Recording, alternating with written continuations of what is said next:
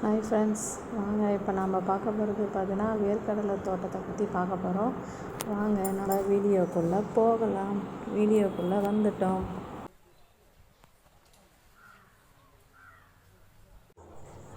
Hi friends, எல்லோரும் எப்படி இருக்கீங்க? நல்லா இருக்கீங்களா?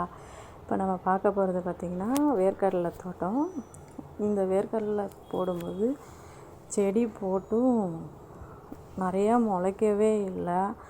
அங்கங்கே எங்கேயோ ஒன்று முளைச்சிது. சரி, அதுக்கப்புறம் என்ன பண்ணுறதுன்னு சொல்லிவிட்டு தண்ணி பாய்ச்சிட்டு பார்த்தோம். அதுக்கப்புறம் நல்லா அழகாக வளர்ந்துடுச்சு. அங்கங்கே வச்சது எல்லாமே வளர்ந்துடுச்சு.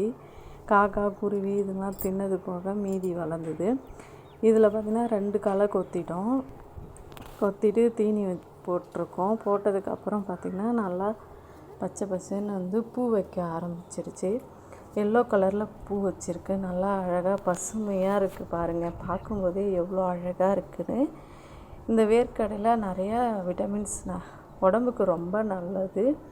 நாங்கள் வீட்டுக்கு வேணுன்றதுனால கொஞ்சமாக போட்டிருக்கோம். சேல்ஸ்க்கெலாம் எதுவுமே பண்ண மாட்டோம். இது மீதி எண்ணெய் ரெடி பண்ணுறதுக்காக வச்சுப்போம். நாங்கள் எண்ணெய் இந்த எண்ணெயே யூஸ் பண்ணிப்போம். மீதி பார்த்திங்கன்னா என் தம்பி அவருக்கு அதில் இருக்கிற புல்லு பூண்டு இதெல்லாம் பிடுங்கி போடுறாரு. அவருக்கு இந்த மாதிரி கொல்லையில் வேலை செய்யறதுலாம் ரொம்ப பிடிக்கும். நாம் சொன்னாலும் கேட்க மாட்டுறாரு. அது மட்டும் இல்லாமல் இதில் தக்காளி செடி வச்சுருக்கோம். வரப்பு ஓரம் வாய்க்கால் ஓரம்லாம் பார்த்திங்கன்னா பெரும்பயிறு உளுந்து நட்டுருக்கோம். எல்லாமே நல்லா பெரும்பயிரெலாம் பார்த்திங்கன்னா பூ வைக்க ஆரம்பிச்சிருச்சு. பூ வச்சு பிஞ்சு வைக்கிது. நல்லாயிருக்கு. இது எல்லாருக்கும்